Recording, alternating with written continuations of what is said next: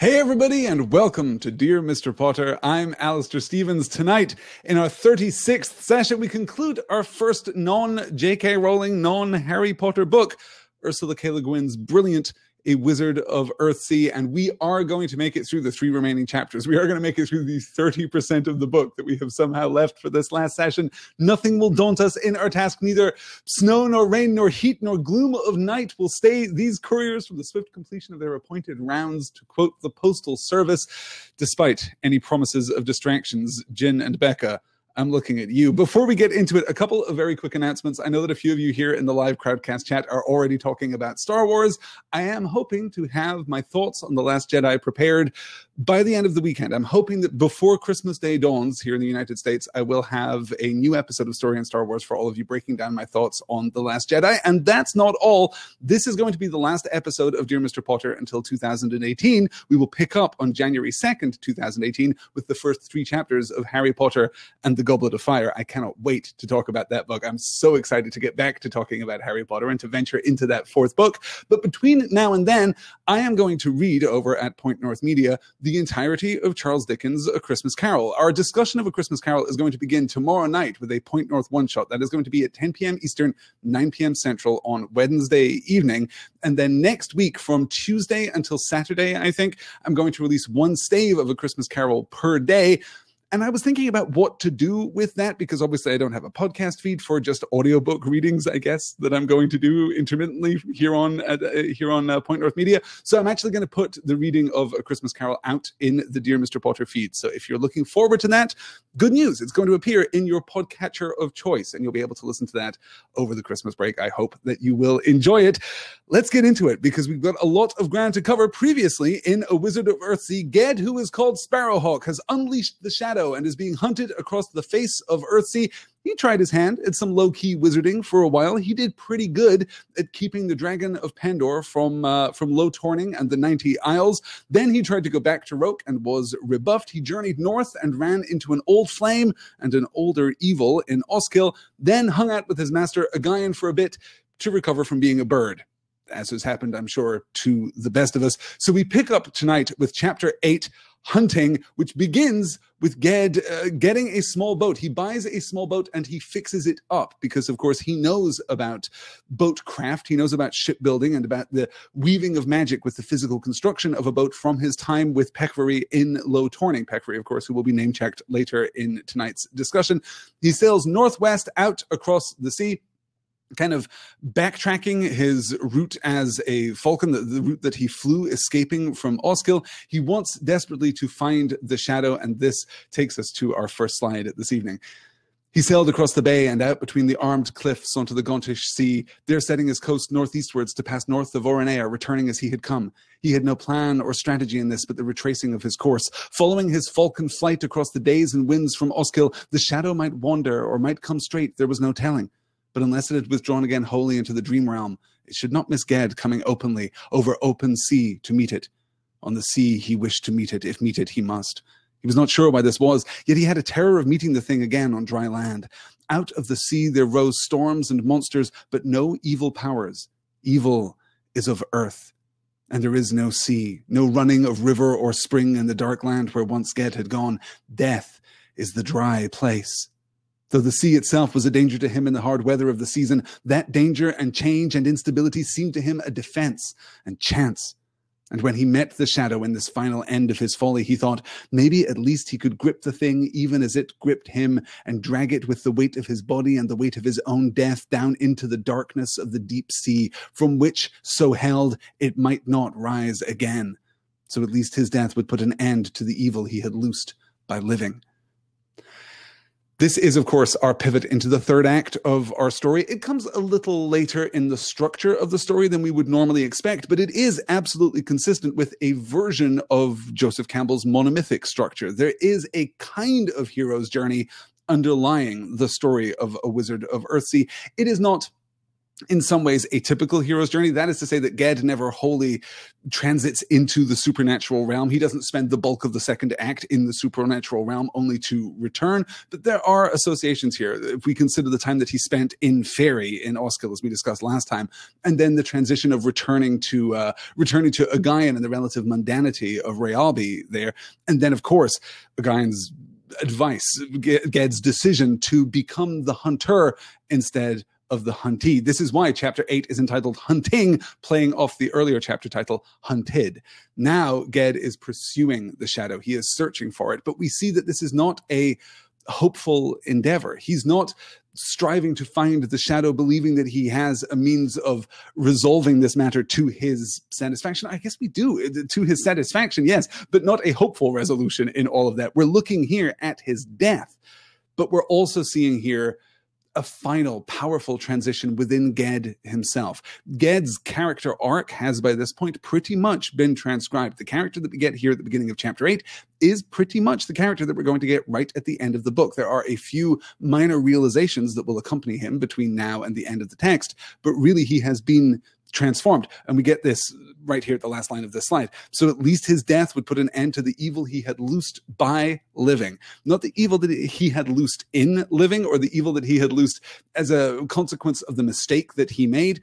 He's here seeing the shadow as something much more broadly representative of his own fallibility, his own vice. A vice that is balanced, yes, by extraordinary virtue, but a vice that is now terrorizing the world, that is posing a very real and physical threat ultimately to the people of Earthsea. If the shadow catches up with Ged and dominates him, if it takes over his body and transforms him into a Gebeth, a wizard Gebeth, as we have been told, will be a terrible force of darkness upon the face of Earthsea. So now he is ready to take the fight to the shadow, and we get some great oppositions here. Unless it had withdrawn again wholly into the dream realm, it should not miss Ged coming openly over open sea to meet it. This idea of openness, this idea of the wide vista of the ocean, of being apart from land and the horizon being therefore effectively infinite, is a powerful one, particularly when we oppose it with what we get in the next paragraph about the terrible evil of the land. He was not sure why this was, yet he had a terror of meeting the thing again on dry land. Not just on land, not just on earth, but on dry land specifically. Out of the sea there rise storms and monsters, but no evil powers. Evil is of earth. And it's almost impossible to escape here the notion, particularly if you've read ahead in the Earthsea trilogy. If you read as far as the third book, and when I say the Earthsea trilogy, I mean the first trilogy that Ursula K. Le Guin wrote. She wrote 6 novels in the increasingly inaccurately named Earthsea trilogy, but they form 2 rough trilogies. And the third book, The Farthest Shore, addresses very directly this idea that evil and earth, evil and land are, in a sense, inextricably linked. And they're linked not because the land itself, elementally speaking, is evil, or that the sea itself, elementally speaking, is virtuous. Land is where people are. Land is where men live. And evil springs forth from men, as this particular evil has sprung forth from Ged. Not ex nihilo, it hasn't emerged from some fundamental darkness, some mystical darkness at the heart of Ged's character. It has emerged from his arrogance and his insecurity and his desire for fame, his vanity in that sense, his desire for power too. That is where this shadow has sprung from. And that is a product of the land, because it isn't just a product of Ged himself alone and nameless. It is a product of community, of society. Ged wants acclaim. That's what he wants right from the beginning of the book. He wants to be known. He wants to be renowned. His first complaint against Surratt when they meet in the high meadow above Rayalbi is that she appreciates him, but she doesn't speak words of acclaim. She doesn't speak words of approbation for him. She doesn't celebrate him in the way that he wants to be celebrated. And then, of course, when he goes to Roke and has his run-in with Jasper, things go far worse for the world, far worse for Ged personally. So this is our first kind of turning point here in the chapter that we're going to discuss tonight. Let me see here. Molly is saying, Molly, is this your first time with us? I don't recognize your name. I'm very glad to have you with us if that is so. I'm very glad that you're back with us if that is not so. Let me see here. I want to track C-Star's original thought here in the chat, but I'm scrolling back a long way. Yes, C-Star was saying, interesting that there was no evil associated with water in Earthsea. Yes, Lily opines, perhaps that is so. Perhaps because it is so familiar, given their seafaring lifestyle. That's very interesting. Jin says too, I don't know that it's a good-evil division as much as it's the immutable and the ever-changing. Water/land is a metaphor for the self, and the self must be known to be ever-changing. Jin, that is beautiful. That is extremely good. That ties in with our reading here. Though the sea itself was a danger to him in the hard weather of the season, that danger and change and instability seemed to him to be a defense and chance. So we're dealing with some complicated structures here, and we're dealing with them in the typical Ursula K. Le Guin fashion, which is that they are folded into these three-part and two-part structures contained within an opposed sentence here. So danger and change and instability.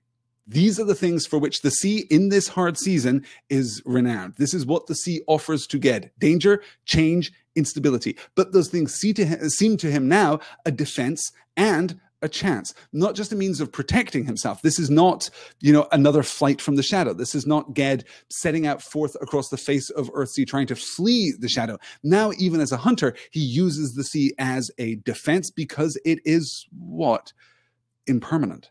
Because it is ever-changing. And remember the deathless realm. Remember the realm without a sun in the sky, where we are told that the stars exist above this deathless, excuse me, a difficult phrase apparently for me to pronounce here on a Tuesday evening. We saw the stars above this deathless realm unchanging. They are the same stars that Ged studied at Roke. He knows the constellations of these stars because they never change. There is something permanent, something fixed about that land that is in opposition with that transient mutability of the sea, a particularly mutable environment given Ged's power over the wave and the wind, at least here within the bounds of Earthsea. So yes, I think that's a really beautiful observation. Let me see as I catch up. And Molly's comment that began this entire track back for me, perhaps the fluidity of water allows for it to be free of a static controlling evil. Absolutely right, Molly. I think you're exactly on the money there. Very, very good. Good. Oh, and Molly's saying this is a name change. Well, Cedar Heights. Oh, welcome back, Molly, under your new name. I like that. Very good. Okay. Yes, and Corporeal says, in the farthest shore, the third book, isn't the land of the dead described as totally dry and waterless? Yes, in the time that Ged spends in the sunless realm within this book, it is described as totally dry and waterless. It's not called out as a primary characteristic of that land, but it is nonetheless, yes, dry, fixed, unchanging, completely unlike the sea, completely, in a sense, antithetical to the sea. And I think that we can take that one step further, which is to say that the people of Earthsea, residing as they do on these islands, residing within the archipelago or upon these continental islands that we see in the map at the beginning of the book, these people are still dependent upon the sea as a source of life, and not just as a source of food, but as a source of community, as a source of transit, as a source of culture and of civilization. The sea is absolutely essential. So there is a sense in which the sea is representative of, metaphorically symbolic of, life itself, whereas the dry, dusty dirt of the land without a sun is symbolically representative of death too. Yes. So Ged runs into some bad weather here. Corporeal is saying, isn't the most idyllic setting we see the raft people who don't live on an island? Yes, minor spoilers there for the farthest shore, but yes, absolutely. The story of the farthest shore is basically, in part, it is the corruption of all of Earthsea, the hopeless corruption of all of Earthsea, but it is counteracted by this community of people, this nomadic community of people who live aboard rafts, who have found arguably a better synthesis with the sea. And I should probably just announce this right now. I've had some requests to talk about The Tombs of Atuan, the second book in the Earthsea trilogy. I really like that book, and I would love to talk about it. We'll definitely talk about it at some point. I can't imagine when we're going to circle around to that, but yes, at some point I will talk about the second book. And then, having talked about the second book, I would dearly love to talk about the third book too. I think The Farthest Shore is an oftentimes overlooked piece of Le Guin's canon, so I'd very much like to talk about that. Yes. Okay, let's move on. So as I say, Ged runs into some foul weather. It's not going terribly well. He's not having a great time. So he decides to summon the shadow. Nothing was ahead when he looked around. He stood up, chilled, weary of this gazing and peering into empty murk. Come then, he muttered. Come on, what do you wait for, shadow? There was no answer, no darker motion among the dark mists and waves, yet he knew more and more surely now that the thing was not far off, seeking blindly down his cold trail, and all at once he shouted out aloud, I am here! I, Ged the Sparrowhawk, and I summon my shadow! The boat creaked, the waves lisped, the wind hissed a little on the white sail. The moments went by. Still, Ged waited, one hand on the yew-wood mast of his boat, staring into the icy drizzle that slowly drove in ragged lines across the sea from the north. The moments went by. Then far off in the rain over the water, he saw the shadow coming. It had done with the body of the Ascilian oarsman Skior, and not as Gebeth did it follow him through the winds and over sea, nor did it wear the beast shape in which he had seen it on Roke-Knoll and in his dreams, yet it had a shape now, even in the daylight. In its pursuit of Ged and in its struggle with him on the moors, it had drawn power from him, sucking it into itself. And it may be his summoning of it, aloud and in the light of day, had given to it or forced upon it some form and semblance. Certainly it was now some likeness to a man, though being shadow it cast no shadow. So it came over the seas, out of the jaws of Enland toward Gaunt, a dim, ill-made thing pacing uneasy on the waves, peering down the wind as it came, and the cold rain blew through it. There are a lot of differences between J.K. Rowling and Ursula K. Le Guin, talking about their authorial craft, talking about their very approach to narrative. There are far more differences than there are similarities. But one of the ways in which J.K. Rowling and Ursula K. Le Guin are very closely aligned is their mastery of pacing. I have talked about this a lot as we have moved through the Harry Potter novels, looking at the way that J.K. Rowling deploys punctuation like it's bladed weaponry, just to keep us on the hook and then to slice us open with the reveal when it finally comes. And Le Guin never does anything quite so avant-garde in terms of grammatical structure, in terms of syntax, as J.K. Rowling does, but she is still in her own way and in her own form, at her own kind of rhetorical level, in her own rhetorical mode, a master of the suspension of tension. The repetition there in that second paragraph on the slide. The boat creaked, the waves lisped, the wind hissed a little on the white sail. I mean, even the onomatopoeic quality of those things kind of anchor us in that moment. But then the moments went by, and then Ged waits, and then we get the repetition. The moments went by. They're continuing to pass here as we wait and wait and wait. Then far off in the rain over the water, he saw the shadow coming. This shadow now not looking like Skior, not looking like any of the forms that it has taken previously, now roughly human shape coming toward Ged as the rain blows through it, as it peers down the wind, moving toward him here. And we may, at this point, particularly within the frame of the end of the book, particularly in light of the end of the book, think about the form of the shadow. Think about the shape of the shadow. Because Ged has done something very important here. And he is following a Guin's, well, not instruction exactly. I'm not sure that a Guin ever gives real instruction, but he is following a Guin's wisdom here. He is offering the shadow his name. He is summoning the shadow by his own name. I am here. I am Ged the Sparrowhawk, and I summon, crucially, my shadow. And we must be reminded of the previous chapter where we have this beat of recognition between Ugayan and the falcon that has flown to him. And he says, I gave you your name once, I think. And he turns away and he says, Ged, fixes his tea, does his little chore there. And when he turns back, Ged is standing there. And there is a sense in which the use of Ged's true name has once again summoned forth Ged the man, not Ged the falcon here. He is renewed to his form by the use of his name. And so we must question, is that what is happening to the shadow too?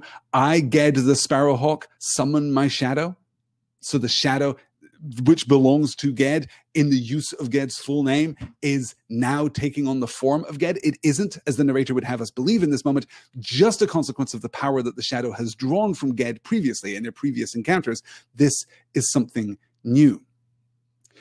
Realizing at this moment, Molly's calling out here in the chat, I love the names, out of the jaws of Enland. Frightening. Yes, I love the deployment of that there, the use of these beautiful and evocative names. This is, of course, something that Le Guin takes wholesale from Tolkien, but, steal from the best, right? That's the thing that you should do. If you're going to give that illusion of depth, if you're going to create within your fictional world that sense of permanence, that sense of great antiquity, that sense of diversity, the sense of complexity, then deploying perfectly crafted proper nouns is a great way to do it. Yes.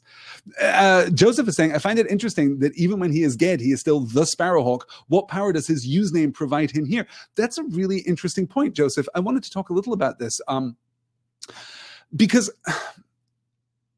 Ged's name, Sparrowhawk, is given to him, if you recall right at the beginning of the book. It is given to him because he spends his time calling to him the birds of the heights above his island village of 10 alders on Gaunt, right? The other children are so like taken with this display of magic that they call him Sparrowhawk. They call him the name of the thing which he is, in some sense, most like, in that he is wild and untamed and prideful and solitary, right? He is all of those things, but also he is exhibiting, even in his youth, a mastery over these things. This is how he gets his name. So pulling in Ged the Sparrowhawk here, turning his use name into a title of sorts, not Ged the Mage, not Ged the Dragon Lord, not Ged who is sung of in songs throughout the 90 Isles. No, this is Ged the Sparrowhawk.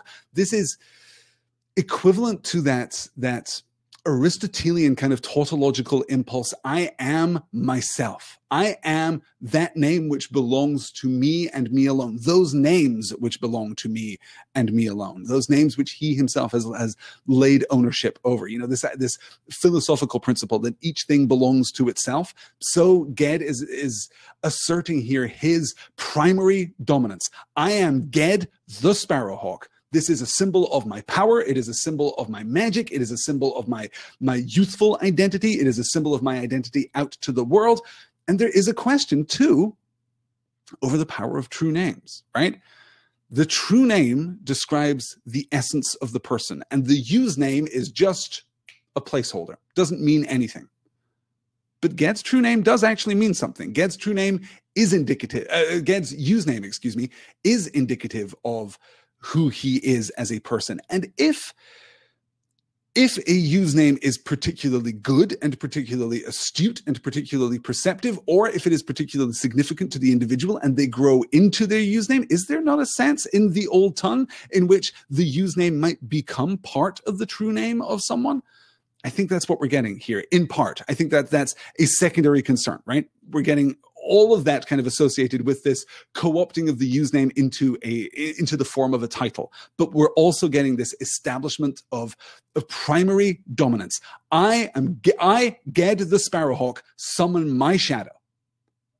I am real, and you are not.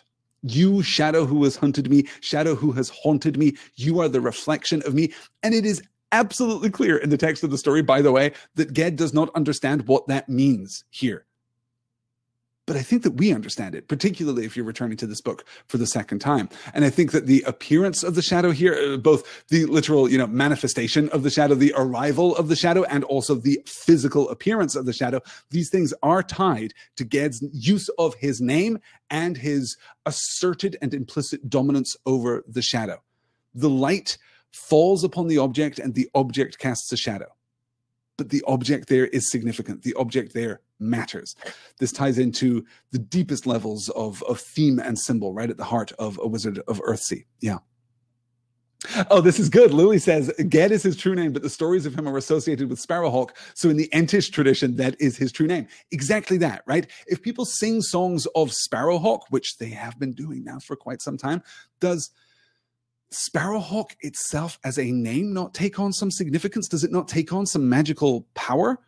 We've been looking at names as though names are fundamentally tautologically true. That is to say that your name exists at the core of your being, and it can be discerned by someone with sufficient wisdom and sufficient skill at naming. But is your use name not also a fluid thing? Are words not also fluid things? The words in the old tongue, we know, are fixed. The words in the old tongue prevent men from lying, but we don't always speak the old tongue. So these use names, it seems to me, carry with them a power all their own. Roke is not the old tongue name for the island of Roke, but Roke, as we see throughout the entire novel, carries a weight. It carries a power to it, right? The invocation of the name Roke, the commonplace use name Roke, is still significant. Not magically significant, perhaps, but certainly culturally significant, and not not magically significant, if we can kind of split that thread there. Yes. Yes, as Jin says, I keep reminding myself that the last skill he had to learn to leave Roke was humility. I read many of his choices in that light. Yes. Oh, and Rayla Lynn is quoting, just to complete our callback to Tolkien here. Rayla Lynn is quoting, "You know my name, though you may not remember I belong to it. I am Gandalf, and Gandalf means me." Yes, exactly that, right? I am that thing to which my name belongs. This isn't an invention of Tolkien. It certainly isn't an invention of Gandalf within the secondary frame. This is Aristotelian. This is about as old as philosophy gets, right? One of the first things that philosophers struggled with was the notion of naming and essence and identity, and the idea that everything is self-identical. That is to say that everything is that thing which it is, and everything is that thing to which its name belongs. These are some of the oldest and most important ideas in the philosophy of epistemology, right? This is vital stuff, and does seem to be explicitly called out here. Good. Okay, let's keep moving on here. Ged is now chasing the shadow, and the shadow flees out. It tries to lose Ged in some fog, and he crashes his boat and nearly drowns, and doesn't this time, wonderfully, because, you know, this is how we show character growth. Doesn't pass out this time. He's just fine. He gets thrown onto this small deserted island, and honestly, I could spend this entire session. I could spend happily a 2-hour session looking at this island. This is the island with the castaways in the small hut, the elderly man and woman who don't speak. These mute exiles, as he speculates, from some royal court. Which, brackets, yes, even acknowledged in this book, yes, totally turns out to be true. The little fragment of a ring will be significant later. It's all fine. The ring of Erith Akbe leads him to the Kargad lands and to the tombs of Atuan. Yes, this carries us on into the next book. But even if that book had never been written, even if this wasn't foreshadowing for the rest of the Earthsea trilogy, the first Earthsea trilogy here, this would still be an enormously powerful thing, because we're talking about the influence of water on life, and we're talking about the power of community. We're talking about language and communication. The fact that these two people are mute tells us everything we need to know about them. They are, in some sense, pure. They are, in some sense, freed from the tyranny of language and society. They cannot be corrupted by the desire for power or the desire for dominance. They can't fall under the sway of these temporary and venal desires, which we see all the time, which we've seen from Ged, of course, and from Surratt, and from minor characters scattered throughout the books, arguably from Jasper too, if you're inclined to that reading. I can't talk about all of that because that would take up the rest of our reading, and we will have an opportunity to talk about that a little bit later when we move on to the second book in the series. So we're only going to pull one slide from this little sequence, but it is my favorite. It was a little child's dress, of silk brocade. Still, I don't know why I'm having so much trouble reading these slides tonight. I do hope you'll forgive me. It was a little child's dress of silk brocade, stiff with seed pearls, stained with salt yellow with years. On the small bodice, the pearls were worked in a shape Ged knew, the double arrow of the god brothers of the Kargad Empire, surmounted by a king's crown. The old woman, wrinkled, dirty, clothed in an ill-sewn sack of sealskin, pointed at the little silken dress and at herself and smiled, a sweet, unmeaning smile like a baby's. From some hiding place sewn in the skirt of the dress, she took a small object, and it was held out to Ged. It was a bit of dark metal, a piece of broken jewelry perhaps, the half-circle of a broken ring. Ged looked at it, but she gestured that he take it, and was not satisfied until he took it. Then she nodded and smiled again. She had made him a present. But the dress she wrapped up carefully in its greasy rag coverings, and she shuffled back to the hut to hide the lovely thing away. Ged put the broken ring into his tunic pocket with almost the same care, for his heart was full of pity. He guessed now that these two might be children of some royal house of the Kargad Empire. A tyrant or a usurper who feared to shed kingly blood had sent them to be cast away, to live or die on an uncharted islet far from Corrego At. One had been a boy of 8 or 10, maybe, and the other a stout baby princess in a dress of silk and pearls. And they had lived and lived on alone 40 years, 50 years on a rock in the ocean, prince and princess of desolation. But the truth of this guess he did not learn until years later. The quest of the ring of Erith Akbe led him to the Kargad lands and to the tombs of Atuan. So this is powerful foreshadowing. If you haven't yet read the rest of the trilogy, you really should, because it's very good and because it does tie back. This is a very, very incidental detail, but it does tie back to the subsequent books do tie back to the events on this island. But there is something here that is happening that is far more important, and it has everything to do with identity again. We've talked about names. We've talked about the power of names. We've talked about true names and use names. And here we have two people who do not speak, whose names are specifically and deliberately unremembered. They do not know what their names are, but they do still know their identity. The old woman, wrinkled, dirty, clothed in an ill-sewn sack of sealskin, pointed at the little silken dress and at herself and smiled. She is in some way communicating, this is me. This is who I am, is where I came from.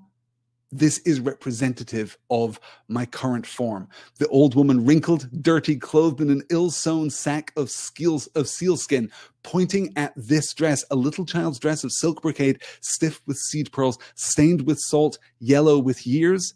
It's not just the beauty of the dress, but it's the consequence to the dress of exile to this tiny unnamed islet, stained with salt, yellow with years. Those things which represent us change as we change. It is not a fixed relationship. It is a reciprocal relationship. Our names come to mean us as much as we come to mean our names.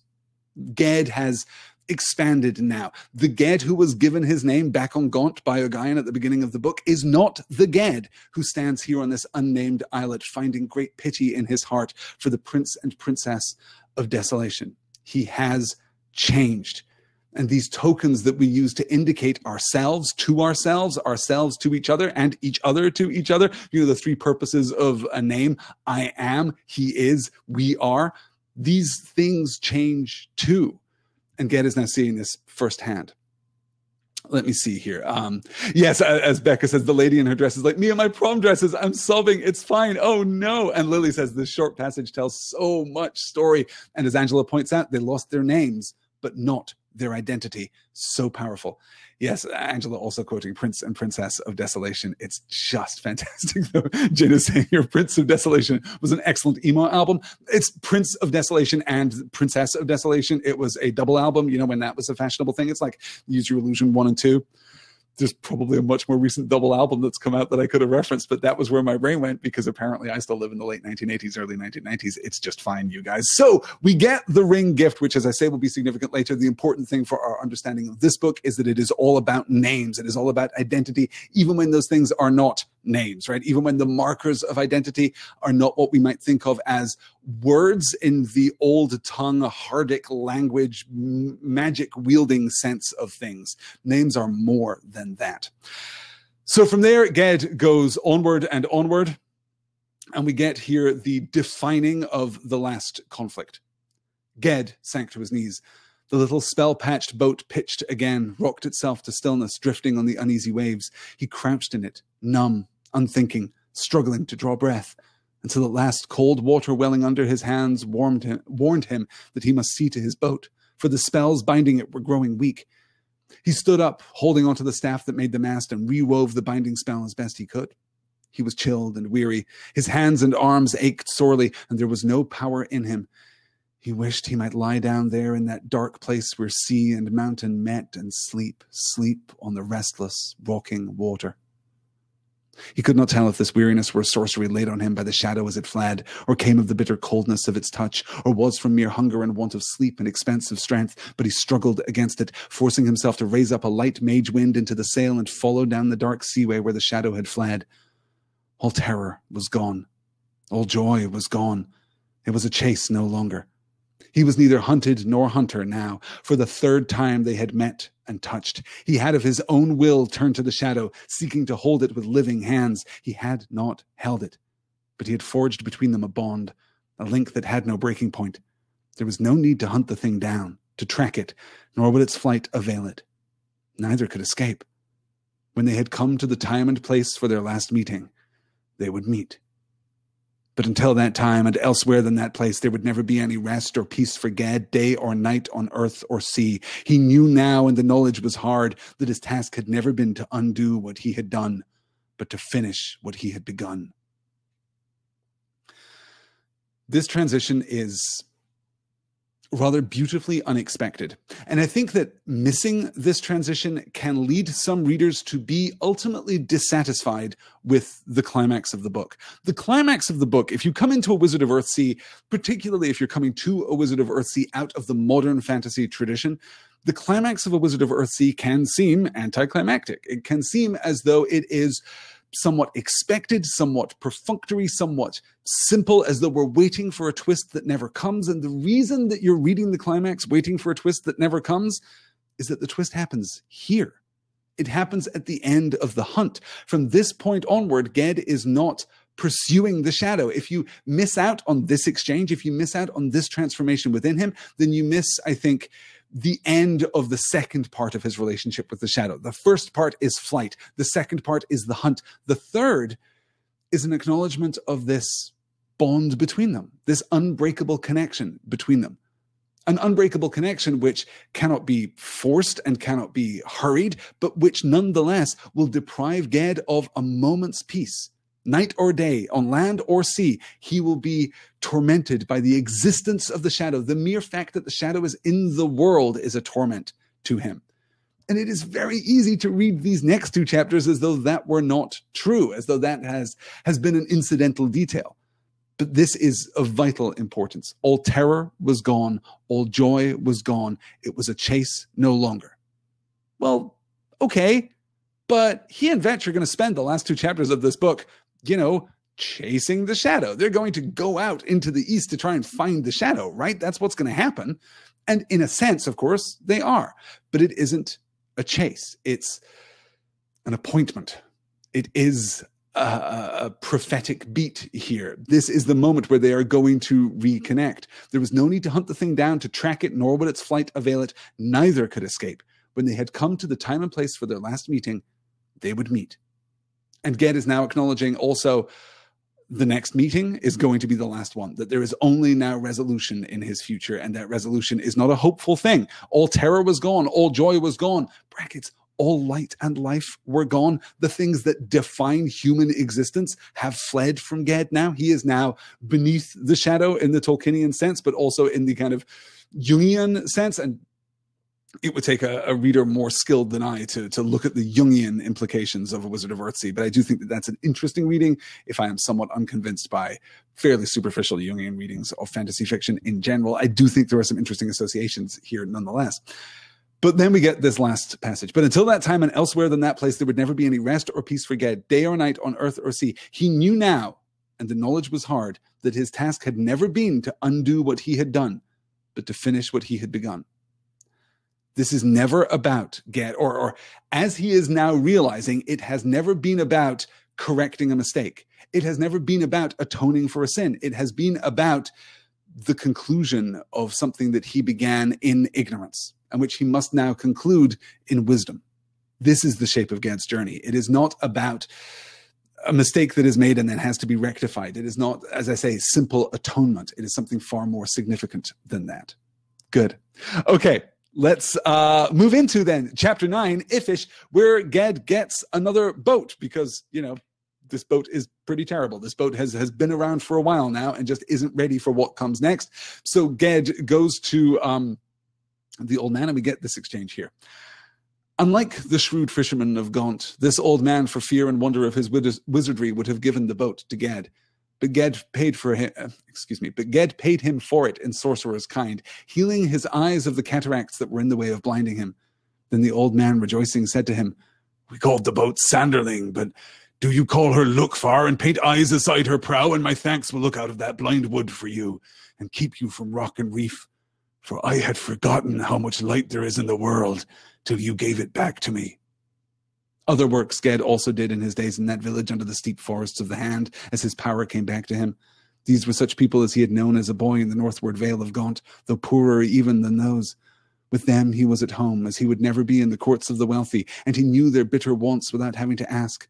So he laid charms of heal and ward on children who were lame or sickly, and spells of increase on the villagers' scrawny flocks of goats and sheep. He set the runes sim on the spindles and looms, the boats' oars and tools of bronze and stone they brought him, so that they might do their work well. And the rune pier he wrote on the roof trees of the huts, which protects the house and its folks from fire, wind, and madness. Here, toward the end of his journey, Ged has returned home in a more meaningful way than when he spent time with Guin. Guin was the home of his master, but it was never Ged's home. Now here he has returned to a village which is explicitly like the village that he grew up in back on Gaunt, and here we see him plying his trade. Here we see him working his magic and doing so unselfishly, doing so not for wonder, not for the large-scale protection, right? When he went to Low Torning and he protected those people from, either questing into the sunless realm over the boy who was dying, or after the spirit of the boy who was dying, or venturing out to Pendor to face down the dragon and protect the 90 Isles, these are huge undertakings. These are significant undertakings. They are undertakings which are in themselves glorious. And it is clear by the time that he goes to Pendor that he's not thinking entirely of the fame, but he is still testing his might. He is still venturing out to Pendor to accomplish something, prove something, become something. Songs are told of Ged's deeds out there on Pendor. Here, he's not undertaking a great deed. And we've already seen the precursor of this, of course, with him restoring the brackish spring on that nameless islet to sweet water so that it becomes known, it becomes renowned in the many years past. One of these great moments when the narrative voice pulls out of Ged's POV here and gives us context that comes from centuries later. Sailors have charted that isle and call it Sweetwater Isle, and no one now remembers the couple who lived there. No one remembers the brother and sister who lived for so long a time on that desolate island, that the shack has fallen and all evidence of their existence has been swept away by the ocean and by the wind and by the passage of the years. But the island remains, and the well still is sweet because of Ged's work there, Ged's magic there. And we might question that, actually, because literally the next bit of magic that we get after his restoration of the spring, after his sweetening of the spring, I suppose, is the reminder that magic does not linger, is the reminder that magic does not endure. The binding spells upon his boat are failing because he is not paying attention to them,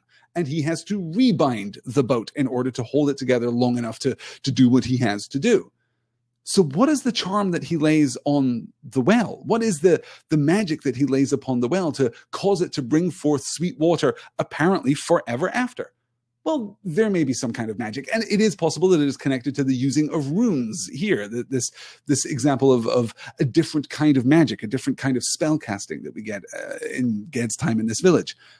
But it is also possible that the attribution of that sweet well water to Ged is mythic, that one of the great purposes of myth is to explain, is to account for the mysteries of the world. Why is there this weird island out on the furthest reach that no one ever goes to and no one, by all accounts, has ever lived on, that has this sweet spring, as sweet as the mountain springs of Gaunt right out here? Why does that exist? Ah, well, legends say that once upon a time, the Archmage Ged, Dragon Lord, ventured forth. That's how the myth begins. That's how the myth accounts for the reality of our experience. So it is possible here that the narrative, by breaking away from Ged's experience in that moment and telling us about these future sailors who still visit this island, presumably to replenish their stores of fresh water, that they themselves are weaving this myth, that this is where this book came from. That is a particularly beguiling thought. And we get another wonderful example of that here as he is working among these people. With them, he was at home as he would never be in the courts of the wealthy, and he knew their bitter wants without having to ask. So he goes forth, returned to the kind of work that he learned first from his aunt, right? Is this the great wizardry of Roke? No. This is the functional, utilitarian magic of a wise woman, of a witch in the village. He lays charms of heal and ward on children who were lame or sickly, and spells of increase on the villagers' scrawny flocks of goats and sheep. He set the room sim on the spindles and looms and boats, oars and tools of bronze and stone they brought him, so that they might do their work well. There's just a rune that is like, be good at your thing. This is a ring of utility, right? I love this. I adore that as a piece of Le Guin's world building here. And the rune Pier he wrote on the roof trees of the huts, which protect the house and its folk from fire, wind, and madness. Beautiful combination of antagonistic forces there: fire, wind, and madness. two things from within, of course, fire and madness, and one from without, the wind. But there is something about that excess, right? Fire, very good in moderation. Wind, fine in moderation. Like it'll dry your laundry and it'll do what it has to do. It may even turn your water wheel or turn your... Obviously, the wind wouldn't turn your water wheel. The wind would turn a windmill on a more, sophisticated and evolved island somewhere in Earthsea, a more technologically advanced island somewhere in Earthsea, though not here, of course. And madness? Well, madness is just life. It is exuberance. It is passion. The act of living in Earthsea is a kind of madness. Yes. Let me see here. Jane is saying, I would like a tattoo of "Be good at your thing" of the "Be good at your thing" rune. It couldn't hurt. If we had like a picture of the rune from this book, that would be a very popular tattoo, not least of all for me. Molly is leaving us. Molly, thank you so much for joining us. It has been very good to have you here. All right, let's keep pushing onward. I am doing awfully well at progressing through these slides tonight. We're only halfway through our allotted time. We're doing just fine. And Jin is actually researching to see if there's a canon drawing of this rune, of the Simon rune. I'm just not pronouncing that N there, the Simon rune possibly.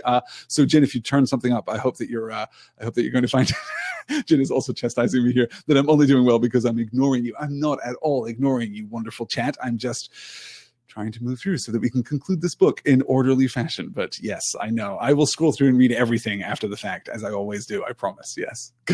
Good. All right. So before we move on from this slide, though, we must also talk about the restoration of sight here. The old man, rejoicing, said to him, "We called the boat Sanderling, but do you call her Lookfar and paint eyes aside her prow? And my thanks will look out of that blind wood for you and keep you from rock and reef. For I had forgotten how much light there is in the world till you gave it back to me." Even now, as Ged has lost hope, as Ged has lost joy, as Ged has lost terror even, there is now nothing driving him forward but grim inevitability, but fatalism, the kind of crudest and most grey fatalism driving him onward toward his final conflict with the shadow. But even now, as he practices his art with complete humility, he is kindling light. He is restoring hope and goodness and positivity. He is arguably doing more good for and in this village than he has done at any point in his career previously. And it is when he has given up, we get to see this complete, I was going to say abrogation of the self. I think that's probably exaggerating it a little too much. I think that Ged is obviously still himself. He is obviously still wielding the knowledge that he learned back on Gaunt, the knowledge that he learned from a Guin, as well in large part as the knowledge that he learned on Roke. But he has given up. He is now no longer pursuing any of the goals which were so important to him earlier in his career. Celebrity and power and renown and, presumably beautiful women too. There's none of that here. Now he's just doing what must be done. He's doing what is right, free from ego, and is doing more good in that selfless moment of service, that selfless period of service as the boat is prepared than he has previously. So he sails onward in the Lookfar, in this boat that is now bearing the glyphs of eyes upon its prow, so that the blessing of the old previously sightless man goes with him. He sets sail and he stumbles through places where he is not welcome, and he finally ends up on Iffish and is reconnected with someone else that we know from earlier in the book. He followed and caught up with the pair, coming up beside them in the late twilight, lit only by distant lantern gleams. The girl stepped back, but the man stared at him and then flung up the staff he carried, holding it between them as a barrier to ward off the threat or act of evil. And that was somewhat more than Ged could bear. His voice shook a little as he said, "I thought you would know me, Vetch." Even then, Vetch hesitated for a moment. "I do know you," he said, and lowered the staff and took Ged's hand and hugged him round the shoulders. "I do know you. Welcome, my friend, welcome. What a sorry greeting I gave you, as if you were a ghost coming up from behind, and I have waited for you to come and looked for you. So you are the wizard they boast of in Ismay. I wondered." "Oh, yes, I am their wizard. But listen, let me tell you why I didn't know you, lad. Maybe I've looked too hard for you. 3 days ago, were you here 3 days ago on Iffish?" "I came yesterday." 3 days ago, in the street of Kor, the village up there in the hills, I saw you. That is, I saw a presentment of you, or an imitation of you, or maybe simply a man who looks like you. He was ahead of me going out of town, and he turned a bend in the road even as I saw him. I called and got no answer. I followed and found no one, nor any tracks, but the ground was frozen. It was a queer thing. And now seeing you come up out of the shadows like that, I thought I was tricked again. I am sorry, Ged. He spoke Ged's true name softly, so the girl who stood waiting a little way behind him would not hear it. Ged also spoke low to use his friend's true name. No matter, Astariel, but this is myself, and I am glad to see you. This is a very wonderful and touching moment. The beat that we get here, that was somewhat more than Ged could bear. His voice shook a little as he said, I thought you would know me, Vetch.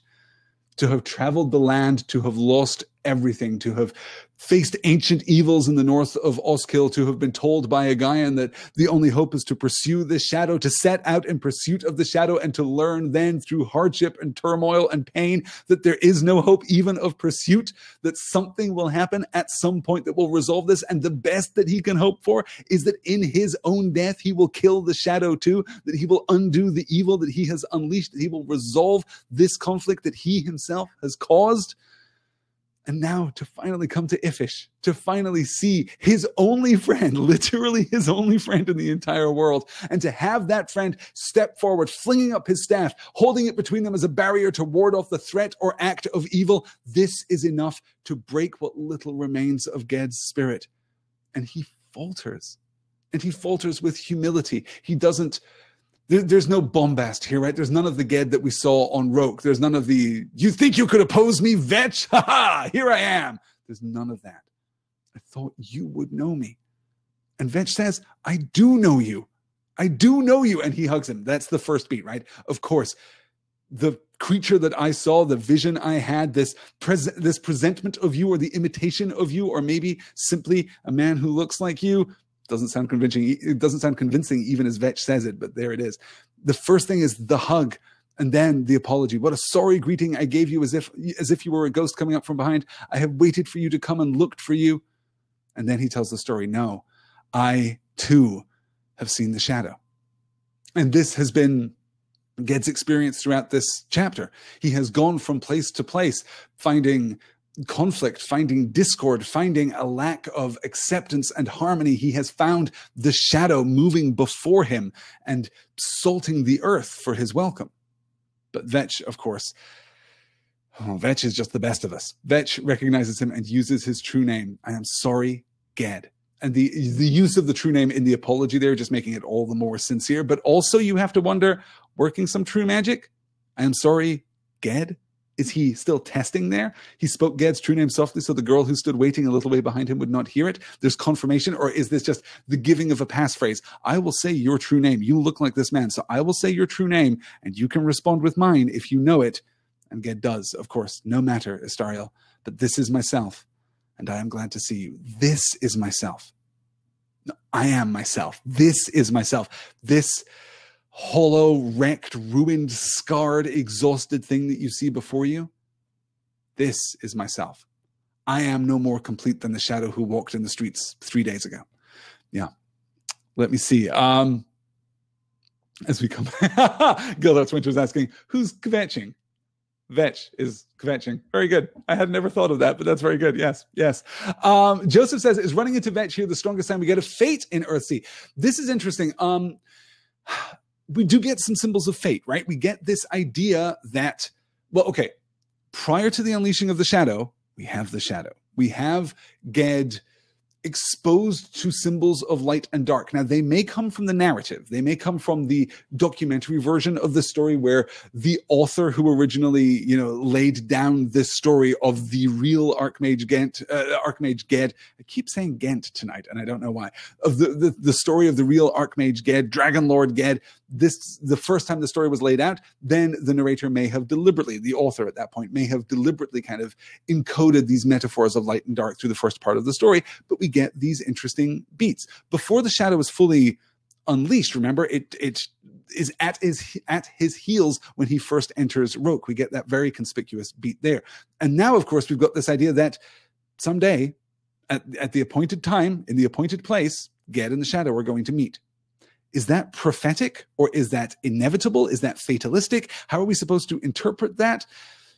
I don't know exactly. I'm not entirely sure. But given the number of lands that Ged has traveled to, the number of islands that he has set foot upon, I don't find it completely implausible that he would have found his way to Ifish, that he would have found his way to Vetch. But yes, it does seem compelling. It does seem as though there may be a force here, right? This is a perfect chance, if chance you call it, kind of notion here. Good. Oh, Jin is telling me, much to my disappointment, that she can't find any evidence that Earthsea's runes were ever formalized. That's too bad. That's all just too bad. Yeah. Okay. All right. All right. Let's keep moving onward here.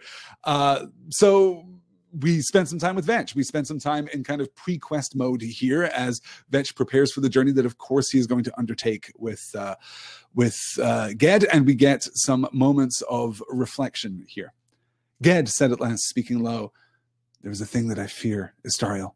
I fear it more if you are with me when I go.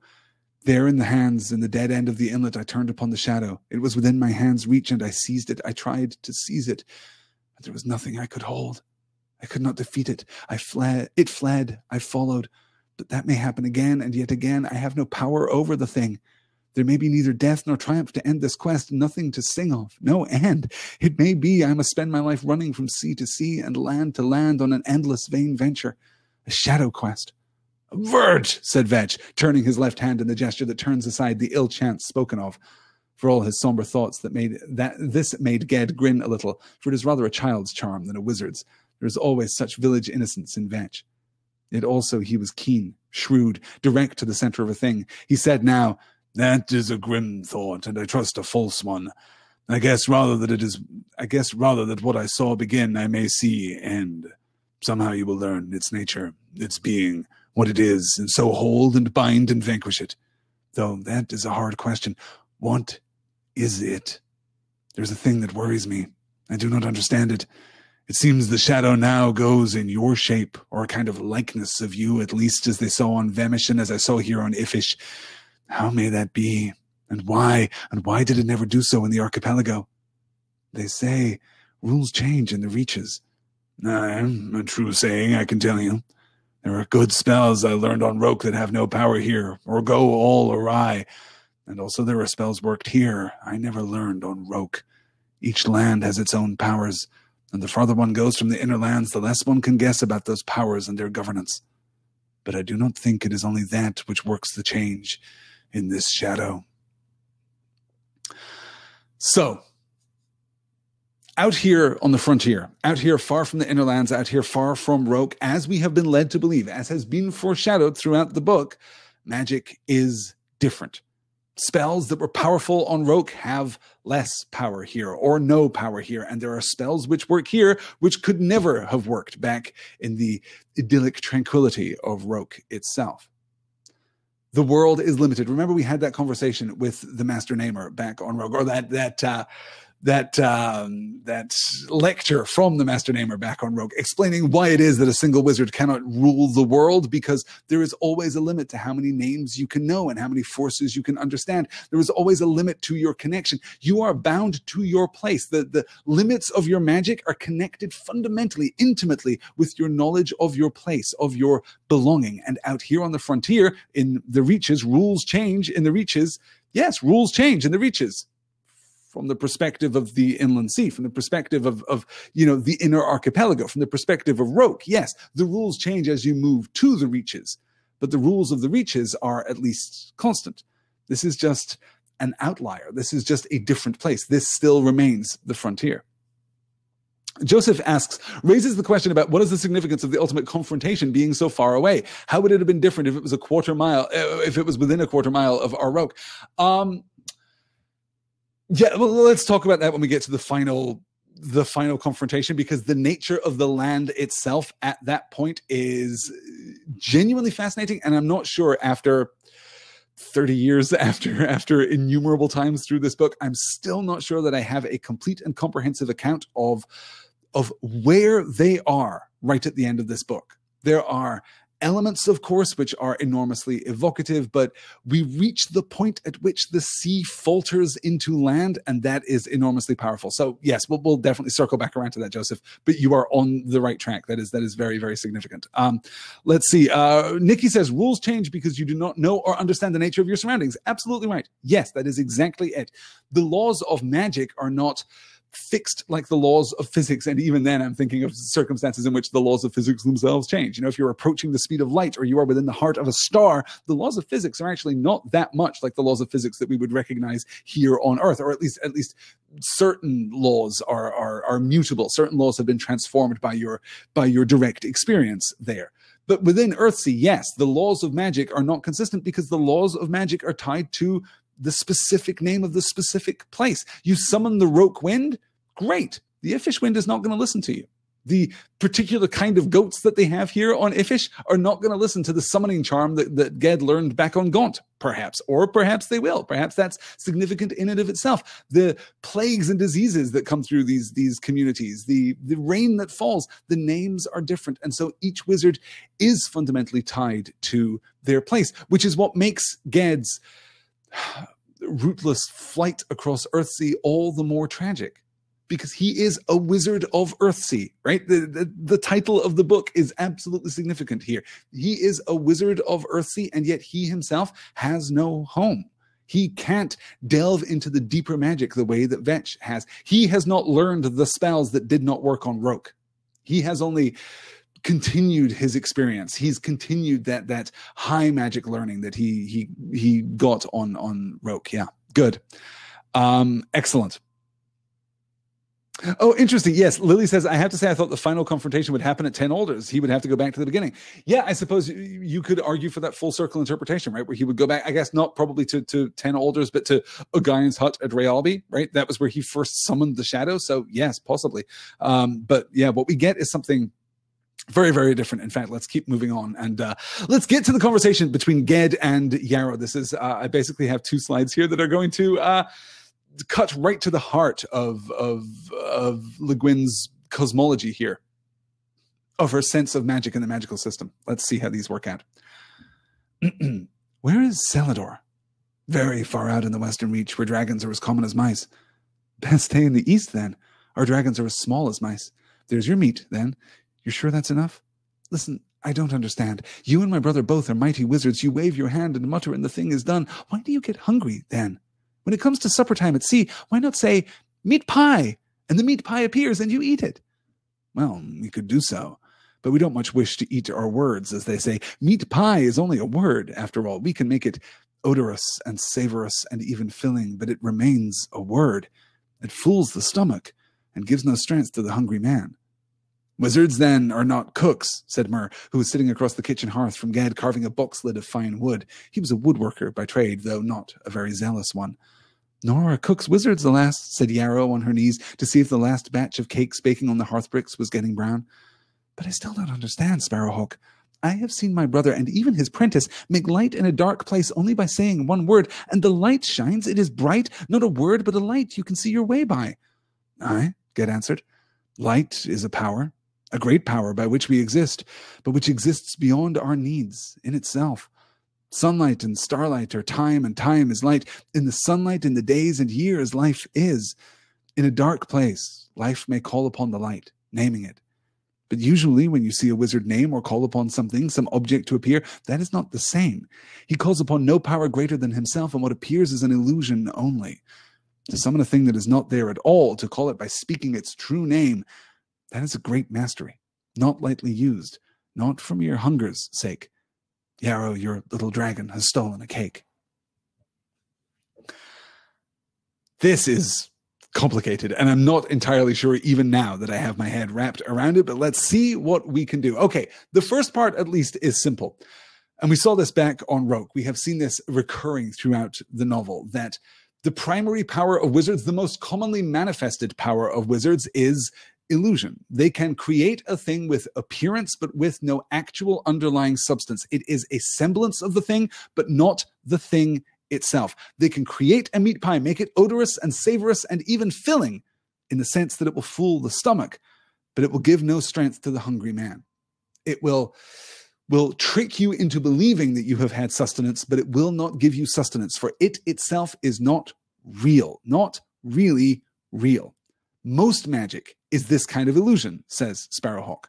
But there are some examples. Light is a power, a great power by which we exist, but which exists beyond our needs in itself. So light is external to us. It not necessarily creates, but breathes life into us. Our life is a derivative of the great light, but it exists outside of us. Sunlight and starlight are time, and time is light. Okay, light and time are somehow coexistent. Okay, we can, fair enough, yes. Okay, in the sunlight, in the days and years, life is. Okay, so in the sunlight and in the days and years, which are the same thing, in the passage of time and in the shining of the light, life is. In a dark place, life may call upon the light, naming it. So this is a specific kind of magic. This is a specific application. This is not like the other illusion magics that we've seen. We can summon forth light and presumably summon forth time, since time and light are connected. In a dark place, in a place without light, we can summon forth light. In a timeless place, a place without time, should such a place exist within the frame of Earthsea, then we could create time too. Interesting. We can draw it forth. We can call upon it. But usually when you see a wizard name or call upon some other thing, some object to appear that is not the same, he calls upon no power greater than himself, and what appears is an illusion only. Okay, so most of the time when you see a wizard working magic, it is just an illusion. And we might say, okay, Ged, how was the illusion of mist that saved 10 altars different from the actuality of mist? Well, in that case, I suppose the illusion of the thing is effectively the same as the thing, but that doesn't mean that they are the same. They are put to the same effect. They have the same consequence, but that doesn't mean that they are the same. One is real and one is the simulacrum of that thing. One is the appearance of that thing only. It doesn't have that same substance. To summon a thing that is not there at all, to call it by speaking its true name. Note the comma splicing those two ideas. This is an expansion of the previous idea. To summon a thing that is not there at all, comma, to call it by speaking its true name. One idea given two forms here. That is a great mastery, not lightly used. Not for mere hunger's sake. Yarrow, your little dragon has stolen a cake. I love the little pivot back into domesticity that we get there. Though even, of course, the stealing of cakes is going to become relevant. Is going to give us a character beat later in the story. So the speaking of a true name and the summoning of a thing, these things are coexistent somehow, that we can draw forth, we can bring to us something true by speaking its true name. Is this how the rocks of Earthsea itself, of the archipelago in particular, were raised out of the ocean by Segoy? Did he call them forth by speaking their true names? Well, yeah, possibly. But this, of course, ties back to our earlier discussion about Ged's true name and his summoning of the shadow. I am Ged the Sparrowhawk, and you are my shadow. He's already giving this thing a name and substance, though there is now an extant dramatic irony, I suppose, at this point, in that we are aware of this, even as Ged himself is not. Good, let me see. Oh, good. Joseph says, incidentally, I am popping up and down from the computer to make a beef and ale pie for our dinner. Terribly Kiwi kind of meal. That sounds really good. Actually, I didn't have time to eat this evening before I sat down to do the live show, so I'm going to eat after this thing is over. But wow, beef and ale pie sounds awfully good. That's good, solid, British food too. That's good Northeastern Scottish food too. C-Star says, Yarrow and her dragon delighted me. Yarrow and her dragon delight me too. They delight me utterly. Yes, good. All right. So that is the first half of this conversation, but we have one more half to go. There was a little pause, and Yarrow asked, watching the Hareki climb back to its perch, tell me just this, if it is not a secret. What other great powers are there besides the light? It is no secret. All power is one in source and end, I think. Years and distances, stars and candles, water and wind and wizardry, the craft in a man's hand and the wisdom in a tree's root, they all arise together. My name and yours and the true name of the sun, or a spring of water, or an unborn child, all are syllables of the great word that is very slowly spoken by the shining of the stars. There is no other power, no other name. Staying his hand on the carved wood, Mur asked, what of death? The girl listened, her shining black head bent down.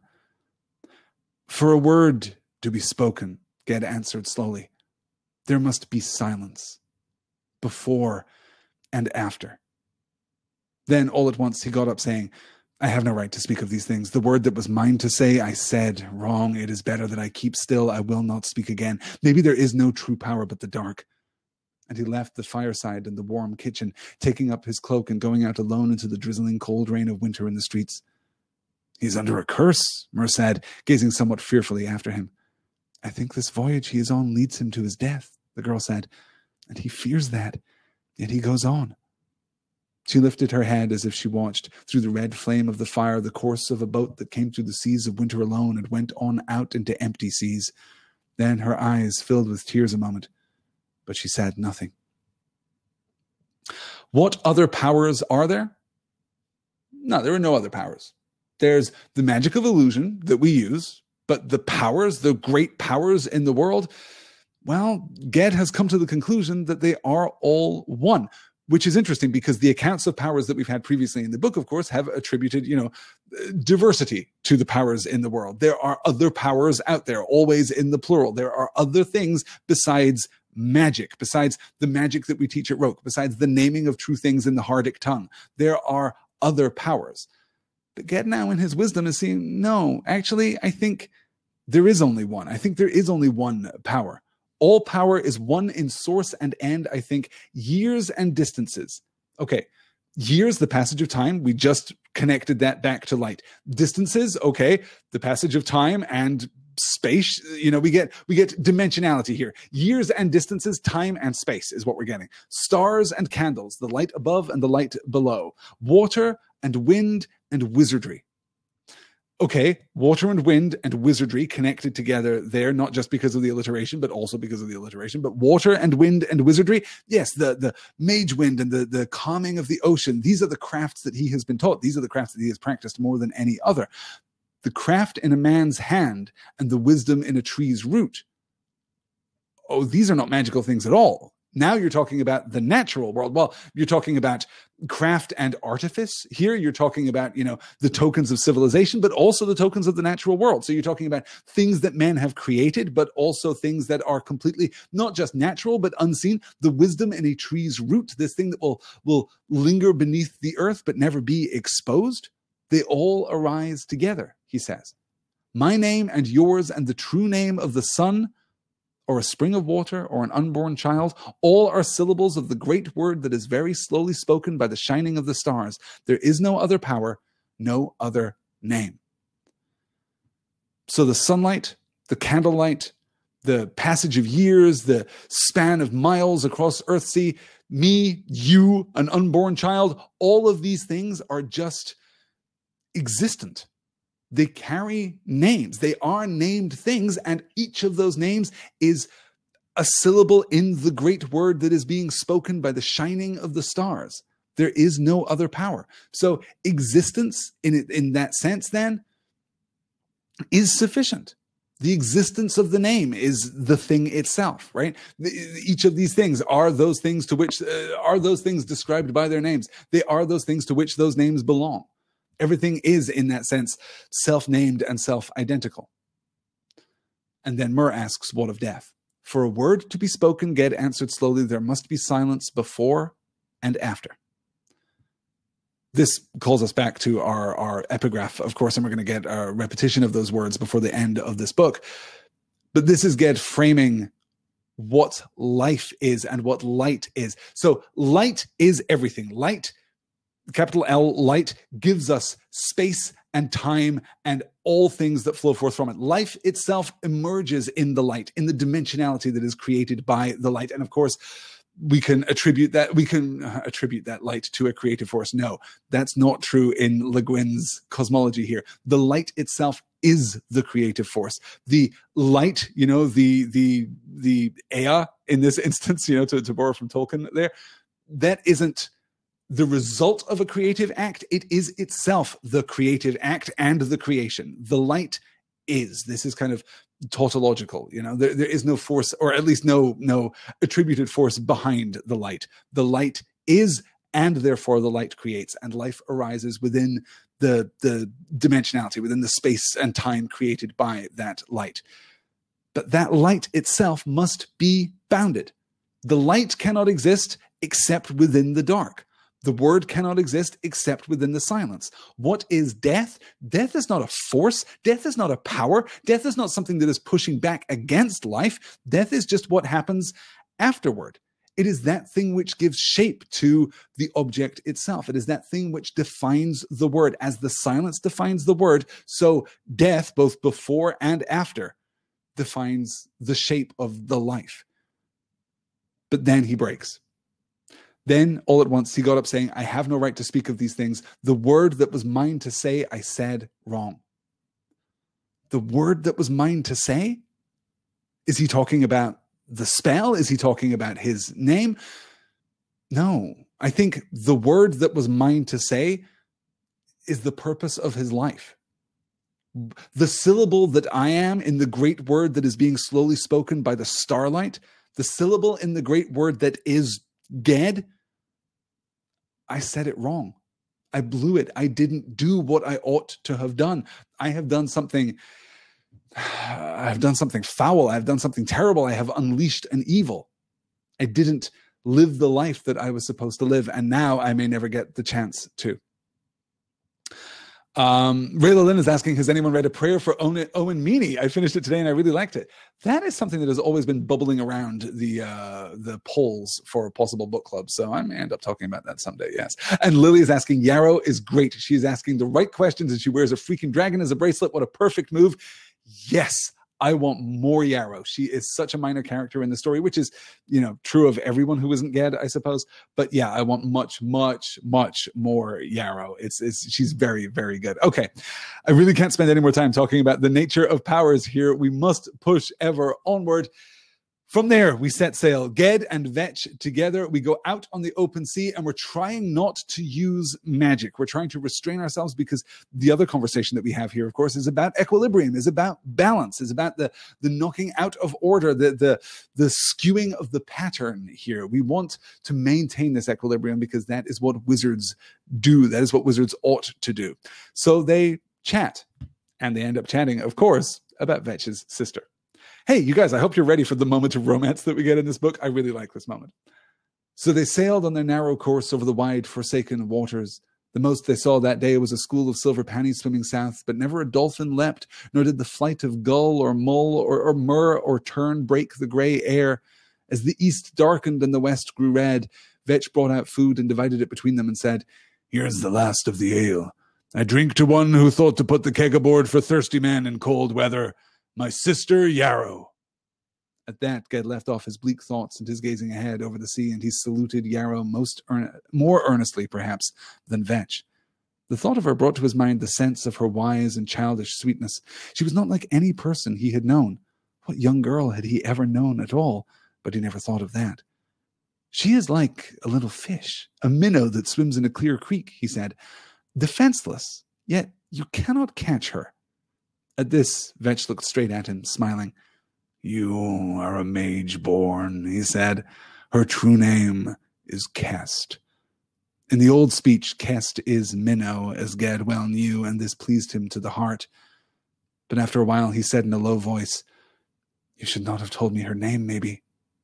But Vetch, who had not done so lightly, said, Her name is as safe with you as mine is. And besides, you knew it without my telling you. Another last, in fact, perspective on what names are and what names mean and what it means to understand, to discern someone's name.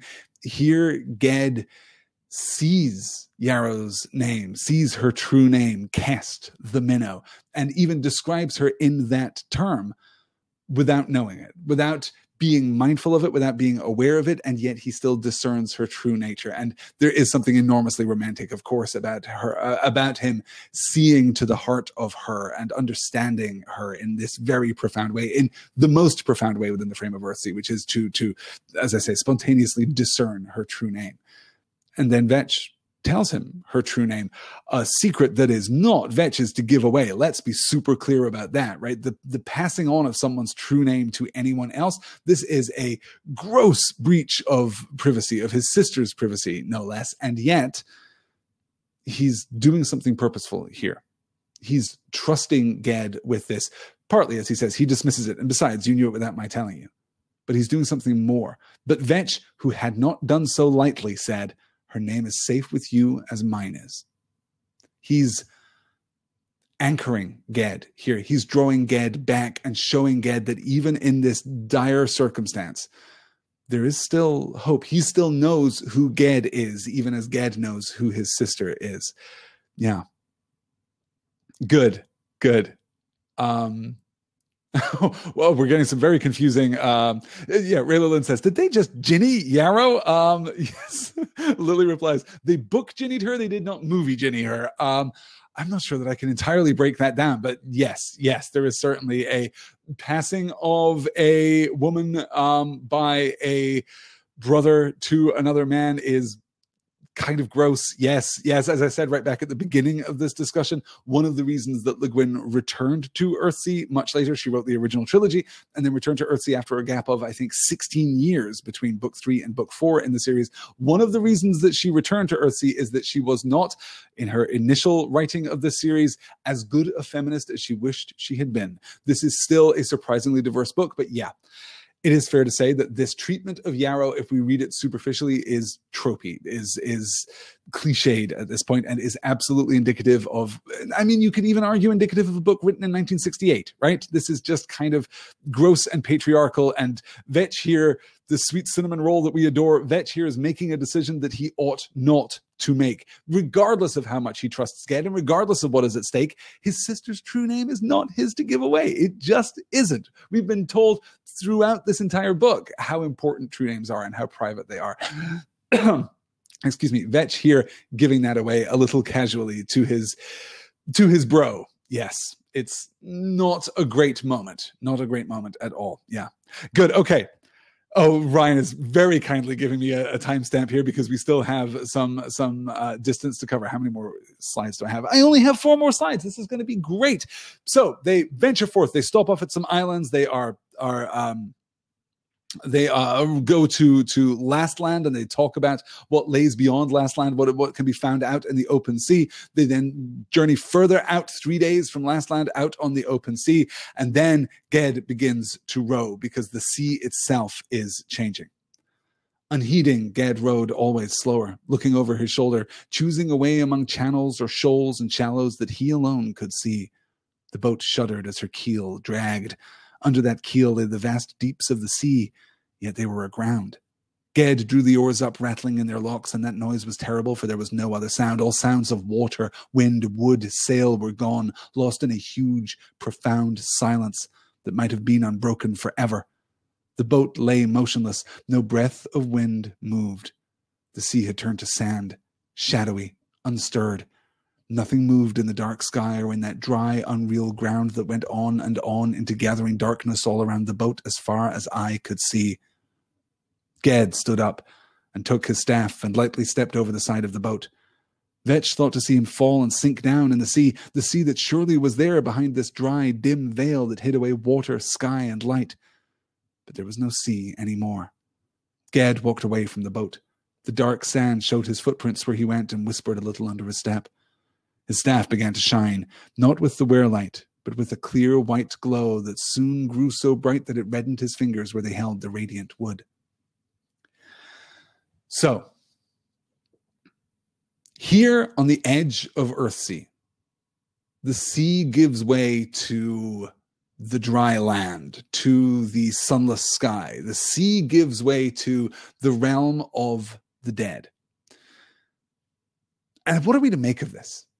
Are we supposed to believe that this is a simple geographical transition that at some point, actually, yes, if you sail east far enough, then turns out you're in the land of the dead? That the land of the dead bounds the sea in the same way that the silence bounds the word before and after? The sea is only that which is not the land of the dead, this dry, barren landscape, this sunless landscape?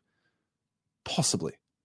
Is it also possible that Ged and Vetch have, in their pursuit of the shadow, in their journey toward this foreordained, prophesied place, this place which Ged knows to be inevitable, that they have in this specific journey found a portal into the realm of fairy, into another kind of fairy? Have they transited from the mortal realm? Have they left behind the surface of Earthsea and traveled instead into this undying place, this timeless place into which they now bring light and time?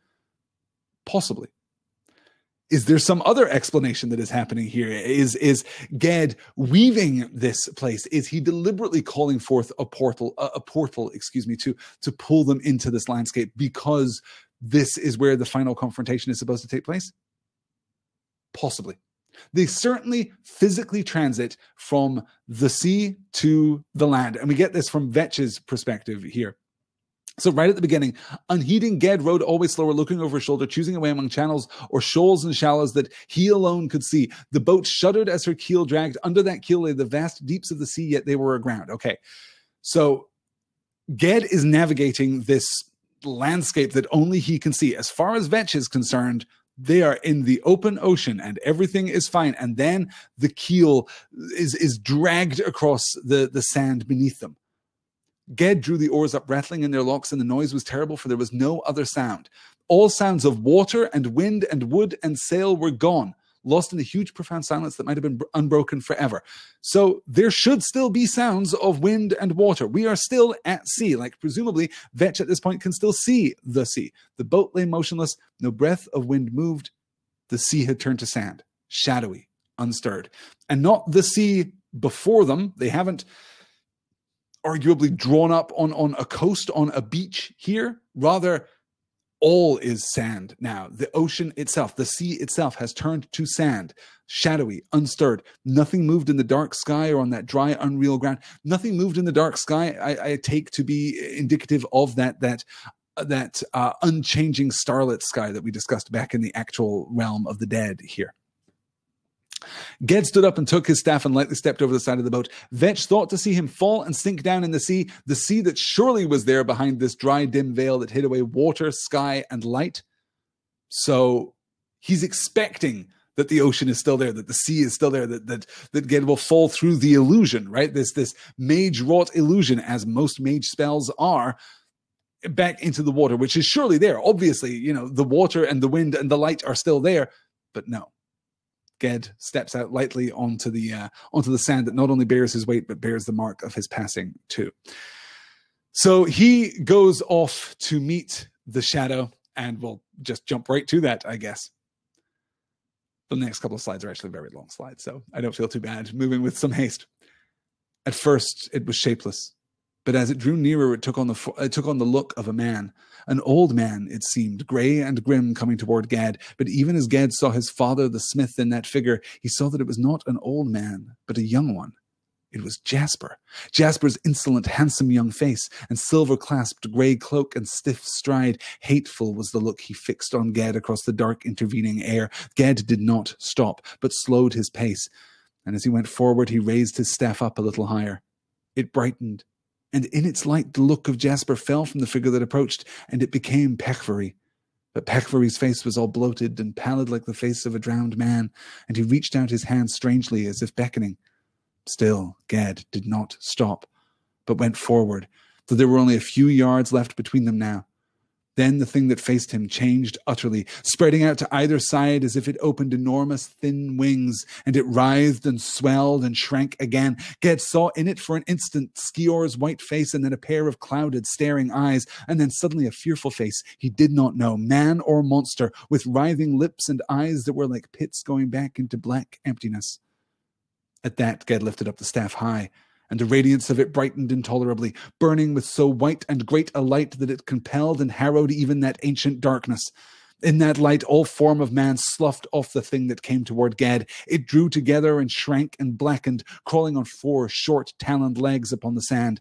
But still it came forward, lifting up to him a blind, unformed snout without lips or eyes or ears. As they came right together, it became utterly black in the white mage radiance that burned about it, and it heaved itself upright. In silence, man and shadow met face to face and stopped.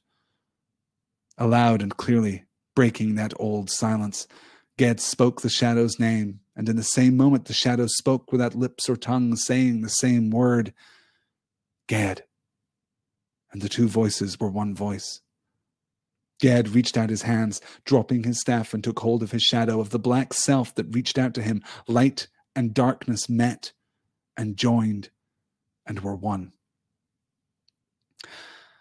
So this is our final beat. This is our climax that may feel anticlimactic to modern readers of fantasy stories. And it is, for me, an absolute knockout. Particularly reading the book more than once, and honestly reading the book more and more often. The more times I return to this book, the more appreciative I am of this final resolution and the way that it is foreshadowed and the way that it is woven through the entirety of the text. This is stunning, just stunning. So at first it was shapeless. Let's look at the evolution of the shadow here, of the distillation of the shadow here as it approaches Ged. At first it was shapeless, but as it drew nearer, it took on the form of a man, an old man. It seemed gray and grim coming toward Ged. But even as Ged saw his father, the smith, in that figure, he saw that it was not an old man, but a young one. So first of all, it is shapeless. It is amorphous. It hasn't yet refined its appearance. But the first form that it takes is Ged's father, the smith. Then it is not Ged's father. Of course, it is not Ged's father. It doesn't change as much as it is revealed, though also it's pretty clear that it is changing too. It is Jasper. It is Jasper's insolent, handsome young face and silver-clasped gray cloak and stiff stride. Hateful was the look he fixed on Ged across the dark intervening air. Again, is this the Jasper that we know from reading the book, or is this the Jasper that Ged knows from his haughty arrogance, from his hubris back on Roke? Would Jasper's insolent, handsome young face and silver-clasped grey cloak and stiff stride fix a hateful look on Ged across the intervening distance? Perhaps not. Ged did not stop, but slowed his pace. As he went forward, he raised the staff up a little higher. It brightened, and oh, it's not Jasper. It's Peckfery, but it's not Peckfery. It's not the kind man that we met back at Low Torning. His face is all bloated and pallid like the face of a drowned man, and he reached out his hand strangely as if beckoning. This is Peckfery, the boat builder, the boat builder who was, or who entrusted to his livelihood the weaving of Ged's craft here. So we're beginning to see a pattern. It's not just three people with whom Ged has had a problem over the years, right? It's not three people who he hated. That's absolutely untrue. But it is three people who tested Ged's magic, I suppose. His father, of course, dismissive of his magic, cuffing him around the side of the head and being, less than supportive in his pursuit of magic. Then Jasper, who to Ged outright challenged his magic. Then Peckfery, who brought to Ged a need of magic. Low Torning was in want of a wizard, and Ged went there to serve him, but ultimately his magic failed him. Not necessarily in the preservation of his boats, but in the rescue of his son from this place where they are now. And still then it changes. It loses its human form. The thing that faced him changed utterly, spreading out to either side as if it opened enormous thin wings, and it writhed and swelled and shrank again. For an instant he saw Skior's white face, and then a pair of clouded staring eyes, suddenly a fearful face he did not know. Man or monster, with writhing lips and eyes that were like pits going back into black emptiness. It's becoming less human. It's becoming less true. Is this a glimpse of the being within the Terranon, by the way? That's my reading. Because we're doing this in chronological order too, right? Ged's father, and then Jasper, and then Peckfery, and then Skior, and then this nameless monster, this awful monster, writhing lips and eyes that were like pits going back into black emptiness. Is this the spirit that was bound within the Terranon? Is this the spirit that the shadow has also drawn upon? Possibly. At that, Ged lifted up his staff high. The radiance brightened intolerably, burning with so white and great a light that it compelled and harrowed even the ancient darkness. In that light, all form of man sloughed off the thing that came toward Ged. It is now this small thing. It drew together and shrank and blackened, crawling on four short taloned legs upon the sand. So, Ged here calling forth the light to slough off the illusion of the shadow, to reveal its truest form, and it is being distilled by this. The light now so white, so incalculably pure, that the darkness itself is equally pure. It is equally black. It is not a shadow now. It is darkness now. It has become that thing which is opposite the light, or which is the absence of the light. This is not the shadow cast by Ged anymore, or at least it is still the shadow cast by Ged, but we are seeing through that to its essence. As Ged is now light, it is now dark. It is now opposed, or, let's be careful there, right? Let's be careful with that, because that's not actually true. Ged is not light. Ged is wielding the light. He is caught up in the light. He is illuminated, dazzled, overwhelmed by the light, but he himself is not the light. This object is black. It is darkness, but is not itself darkness. It is standing between the light and dark in much the same way as Ged is. I mean, of course it's standing between the light and the dark in much the same way as Ged is, because it is Ged. The object and its shadow are not separate. They were never intended to be separate. The shadow is always going to be the possession, the possessive consequence, I suppose, of the object. The shadow was always Ged's. And so they each speak the name of the other. Ged spoke the shadow's name, and in the same moment the shadow spoke without lips or tongue, saying the same word. Ged. It owns him, he owns it. They are now reunified. The two voices were one voice. Ged reached out his hands, dropping his staff, and took hold of his shadow, of the black self that reached out to him. Light and darkness met and joined and were one. Again, not the pure light, not the pure darkness, the absence of that pure light, but the object and the shadow. These things which exist between the darkness and the light. I'm wondering, even as I look here, if Angela is quoting in the Crowdcast anything from the Grey Council from Babylon 5, which also uses the between the shadow and the flame. There's a lovely thing. Yeah, Becca says it's all about unity, understanding, and owning your own dark side. Yes, good. Corporeal says Jasper was never about balance as a mage should be. It's interesting. I can't think now. I mean, he does actually goad Ged back on Roke, and as we learn from Vetch, also never becomes the wizard that he was meant to be. Yes, good. And Raylin is calling out here, clearly a metaphor for accepting the past and all parts of yourself and then growing from it. Yes, accepting the past in terms of accepting the consequence of one's actions, right? If the light is the power of creation, whether theologically or not, right? Whether theologically or cosmologically, I suppose, whether supernaturally or naturally. If the light is the light of creation, if the light is life itself, we are inevitably imperfect reflectors of that. We are imperfect prisms. We cast shadow. Sometimes that light can pass through us in this Tolkienian sense. Sometimes the light of creation can be refracted by us into new acts of creation. We ourselves are not creating, but we are allowing that light to pass through us. But even then, the prism is not perfectly clear. The prism hanging in the light casts a shadow. The light casts a rainbow too, possibly, potentially, splits the light, though I'm getting off of the path that Tolkien would have urged me to walk there in terms of my conceptual understanding of the secondary creation. But prisms will cast light too, because they will cast shadows too, because they imperfectly reflect the light. And if you are utterly imperfectly reflecting the light, that is to say, if you are a solid object, then the shadow that you cast will be deep and dark. The shadow that you cast will be as close to blackness, as close to the absence of light as it is possible to be. Only by accepting ourselves, accepting the consequence of our actions, the literal consequence of our presence, can we become more transparent to the light? Can we drive back the darkness? The darkness can only exist when the shadow becomes absolute, and the shadow can only become absolute when we ourselves become opaque to the light. That is the thematic, metaphysical, cosmological message that I'm taking from this book. That is how everything that Ursula K. Le Guin has laid out for us is distilled into my mind. What is Ged's ultimate intent here?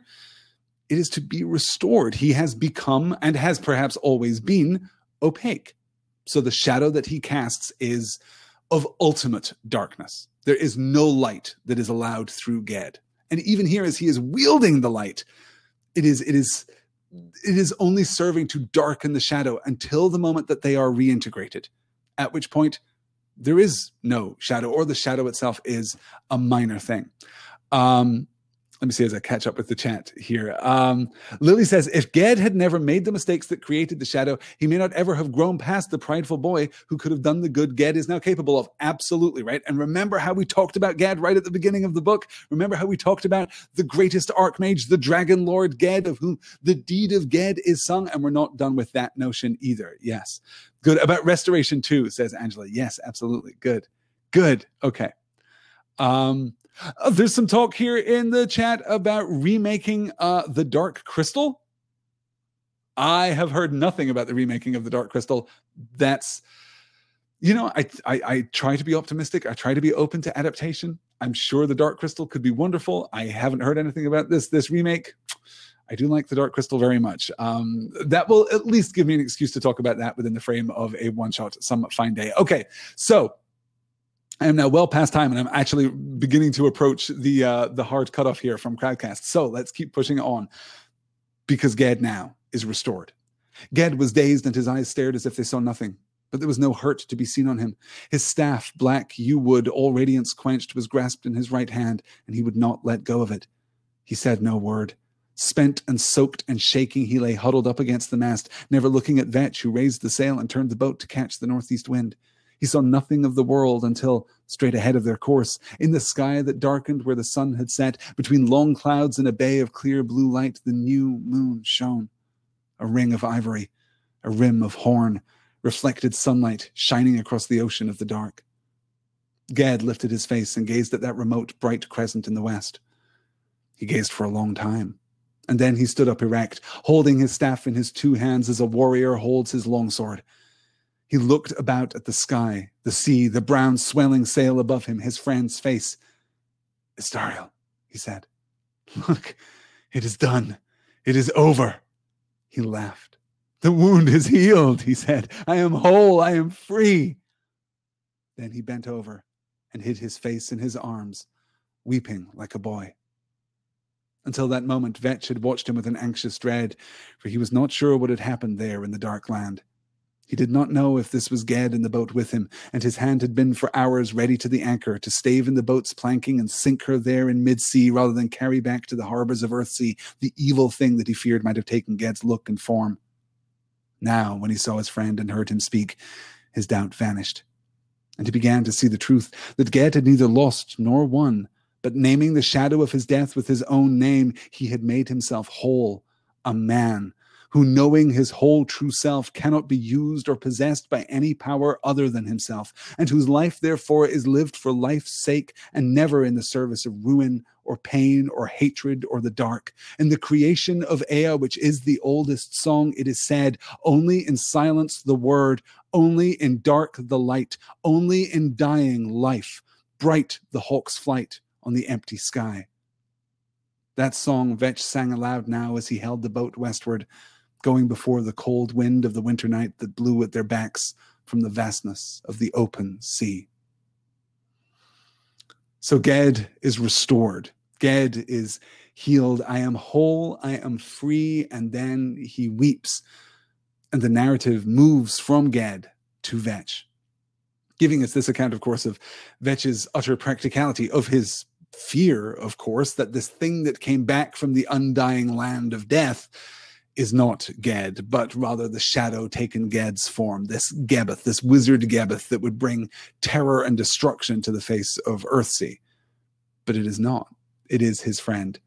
Istariel, he said, look, it is done, it is over, speaking his friend's true name in celebration and then in ultimate weeping too. Restored, of course, by the glimpse of true light, the glimpse of the sun's light reflected from the moon. And oddly, there's so much here that is Tolkien, right? The glimpse of the moon and the wonder of the moon in the night sky. As we're sailing into the west, we're literally sailing into the west, having faced death. This is so Tolkienian, but there is a specific beat here that is not Tolkienian at all. A ring of ivory, very Tolkien. A rim of horn, very Tolkien. Reflected sunlight shining across the ocean of the dark. That's not Tolkien. Reflected sunlight, the moon in Tolkien is not the reflected light of the sun, but rather the lambent glow that is the moon itself.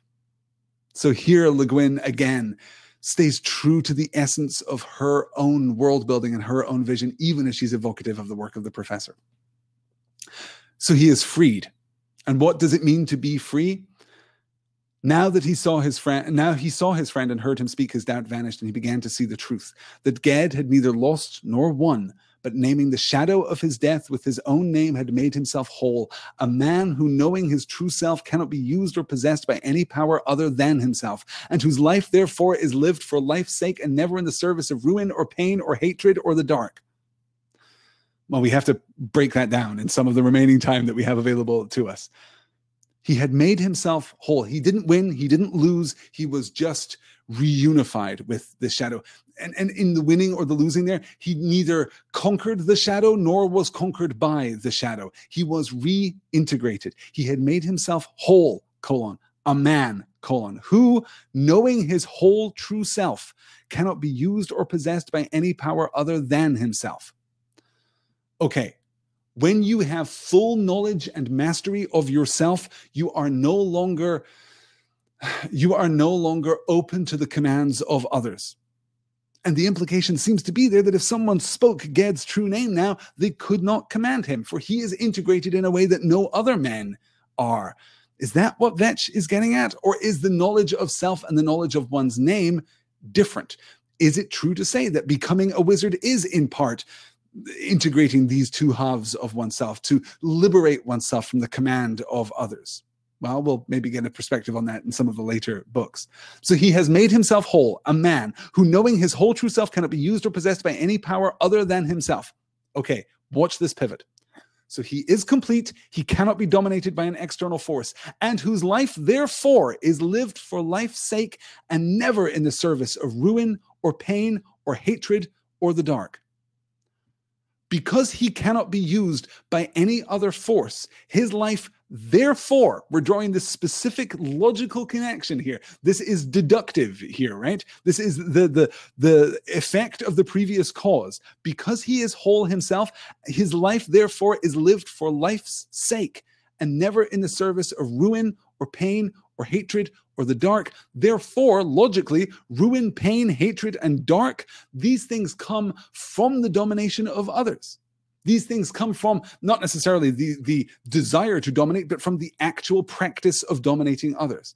That these things, these negative forces, spring from the incomplete totality of man, of each individual man, of each individual person. And of course, again, 1968. So unfortunately gendered here, but yes, men, people, humankind here, individuals, that the knowledge of self is necessarily connected to the doing of good, to the transmission of the light in exactly the same way that we were just discussing.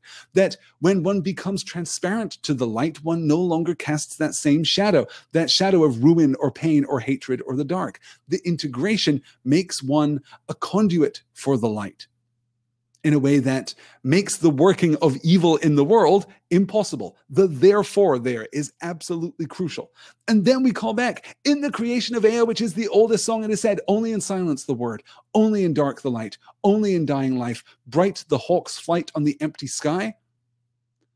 Ged has pulled back these scattered elements of himself, these elements of himself which exist outside of the hawk's flight, right? The word is defined by the silence. The light is defined by the dark. It is given its shape by the dark. Life is given shape by death, in effect. It is bounded on all sides by death, and therefore has a unity and a uniquity all its own. Bright the hawk's flight on the empty sky. What is the hawk except that part of the sky which is not empty? And Ged has pulled himself back now so that he is once more the unified hawk, once more bright against the empty sky. This is the nature of the healing that Ged has experienced here at the end of the book. Okay, let's, interesting. We're calling out the ivory and horn here. That's very, as at the entrance to the school. Karen, I had never made that connection. As at the entrance to the school, ivory and horn. Huh. That's extremely good. Wow. Okay, great. Yes, and pulling, of course, from the Odyssey and the Aeneid, pulling, more mythological applications here of ivory and horn. Yes, yes, very good. Good. Excellent. That's a very, very strong pull, Karen. I'm very impressed by that. Good job. Okay. And of course, here to kind of formalize this observation, here we're calling back to the epigraph that we got right at the beginning of the book. Okay, I have very little time left, so we're going to move on to our epilogue here. Now that Ged has been healed, I feel that this is doing scant justice to the conclusion of this book. I feel like we could talk about the thematic and philosophical implications of the end of this book for much, much longer than we have available to us, and perhaps we will out there on the internet. You can, of course, tweet at me. You can find me at Point North Media on Twitter, or you can email me directly, pointnorthmedia@gmail.com. If there is sufficient demand, we might do a little wrap-up of A Wizard of Earthsea, maybe before we launch into the second book at some indeterminate point in the future. Who knows? This is our little epilogue here. If Astariel of Ifish kept his promise and made a song of that first great deed of Ged's, it has been lost. There is a tale told in the east reach of a boat that ran aground days out from any shore over the abyss of ocean. In Ifish, they say it was Astariel who sailed that boat. But in talk, they say it was two fishermen blown by a storm far out to the open sea. And in Holp, the tale is of a Holpish fisherman, and tells that he could not move his boat from the unseen sands it grounded on, and so wanders there yet. So of the song of the shadow, there remain only a few scraps of legend, carried like driftwood from isle to isle over the long years. But in the deed of Ged, nothing is told of that voyage, nor of Ged's meeting with the shadow before he ever sailed the dragon's run unscathed, or brought back the ring of Erith Akbi from the tombs of Atuan to Havnor, or came at last to Roke once more as Archmage of all the islands of the world. Pulling all the way back to that narrative voice that introduced us first to the land of Earthsea and to the life of Ged, to this idea of song and of story, to the fables that would spring up around, the myths that would spring up around Ged. If Astariel of Ifish kept his promise and made a song of that first great deed of Ged's, it's been lost. These stories don't always endure. This story, of course, has endured. You have heard this story now, this first great deed of Ged's, this privileged and intimate account of what has happened to Ged in his life before he became the great Archmage, before he became the Dragon Lord. But here we pull all the way back out to the documentary layer surrounding this text, and I love the conceit of it, that these stories can pass from person to person. The stories themselves are mutable. Stories are never constant. Stories, you guys, are like the sea. They are changeable. And that in itself is a source of life, as the sea in Earthsea is a source of life. It is a source of goodness. It is a source of constant change, of constant revision, of ebb and flow and tidal marks left behind, of the tidal wash left behind. But stories, like the sea, endure in meaning, even if the specifics are constantly changing. That is the note with which we conclude our discussion of Ursula K. Le Guin's A Wizard of Earthsea. Guys, thank you all so much for joining me here tonight. Let's put up one last slide to talk about our next session. Our next session will not be next week, but the following week, January 2nd, 2018. Dear Mr. Potter will begin its exploration of Harry Potter and the Goblet of Fire with the first 3 chapters.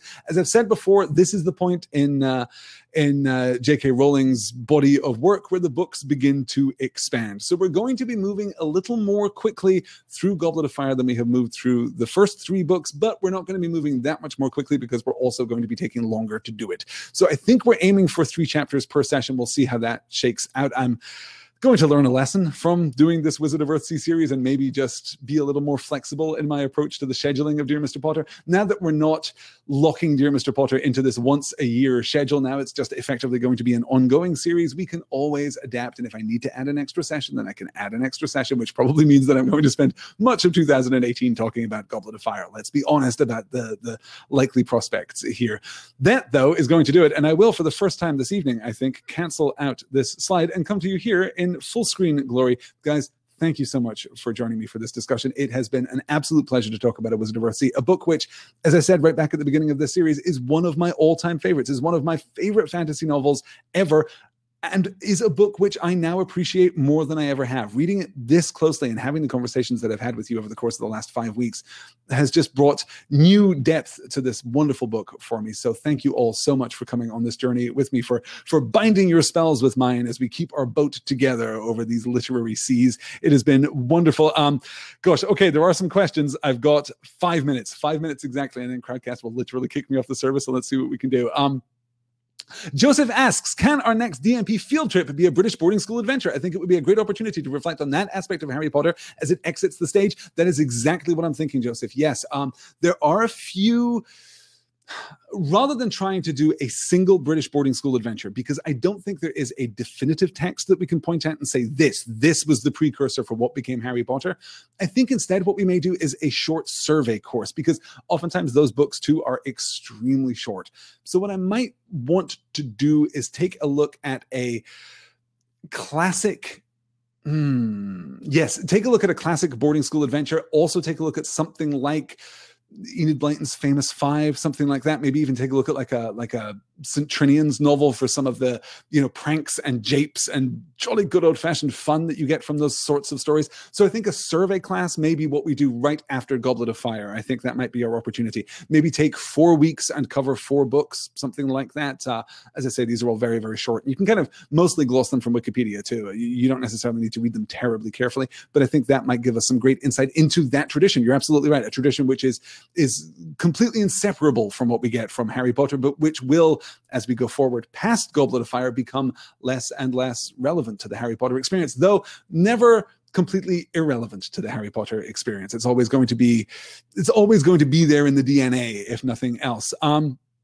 Why is the final confrontation, asks Angela, in Vetch's POV? Keeps us distant from it? Myth, witness, all of the above. Yes, I think that anchoring us in Vetch's POV there is more mythic, certainly. I think that every time that we step out of Ged's POV, it is in service of the myth. It is in service of the story here, just as we do with Yarrow back before we leave Iffish.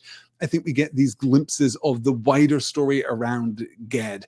The final confrontation, yeah, I think that the immediacy of Ged's experience there would